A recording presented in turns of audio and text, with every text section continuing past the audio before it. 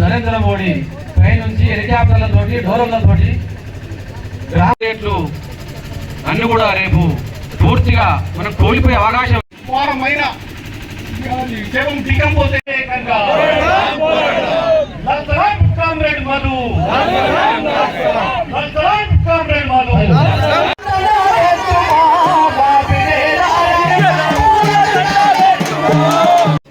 ఈ బూటకపు హత్యలకు వ్యతిరేకంగా సాగవలసిన అవసరం ఉంది. సాగినప్పుడే అట్లా తప్పొచ్చా? అది రాజ్యాంగం ఒప్పుకుంటా. రాజ్యాంగం ఒప్పుకున్నప్పుడు రాజ్యాంగానికి విరుద్ధంగా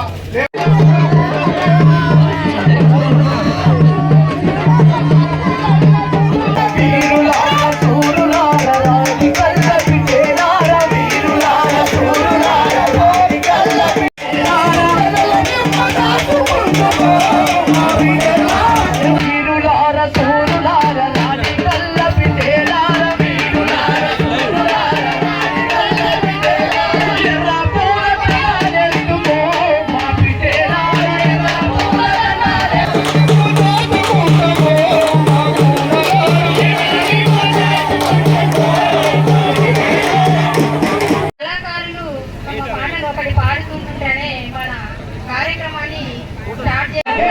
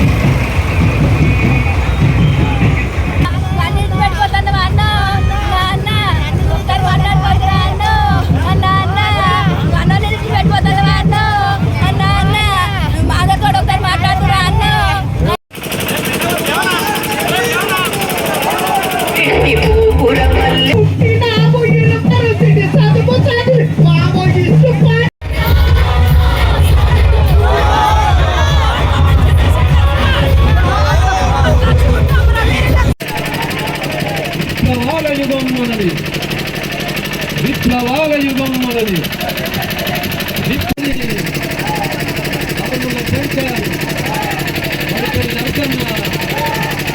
హెచ్చరించడానికి అవకాశాలు ఉంటాయి. ఎందుకంటే ప్రజలు ఎప్పుడు బలహీనం కాదు, ఎప్పటికైనా సరే బలం తీసుకుంటారు.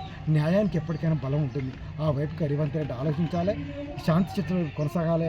ఇటువంటి మధు లాంటి వ్యక్తులను హత్యలు చేసి లేకపోతే బూటకం ఎన్కౌంటర్లో చంపేసి మేము ఎన్కౌంటర్ చేస్తున్నామని ఆ విధానం సరికాదు. ఏ ప్రజలు నమ్మడం లేదు మీరు ఎన్కౌంటర్లో చంపుతున్నారని, మీరు పట్టుకొని కాలు చెప్తున్నది పచ్చి వాస్తవం. ఆ వైపుగా మీరు పాలన ఉండద్దని మరీ చెప్తూ ఇప్పటికైనా సరే మీరు మోడీతో మాట్లాడతారో అమిత్ షాతో మాట్లాడడం మొత్తం కానీ తెలంగాణలో మాత్రం ఒక శాంతియుత మాత్రం తీసుకురాగలితేనే తెలంగాణ ప్రజలు హర్షిస్తారు. ఎందుకంటే తెలంగాణ ప్రజలు ఒక అడుగు ముందుకేసిన అన్ని దేశంలో అన్ని రాష్ట్రాలతో పోలిస్తే తెలంగాణ ప్రజల చైతన్యం వేరు, పోరాడే చైతన్యం కాబట్టి తెలంగాణ సాధించుకోగలిగారు. వాళ్ళని దృష్టిలో పెట్టుకున్నా సరే మీరు ఇప్పటికైనా సరే శాంతి చర్చల వైపు మీ అడుగులు ఉండాలని చెప్పి పరోక్షంగా డిమాండ్ చేస్తూ ఇప్పటికైనా ఎన్కౌంటర్ చర్చలకు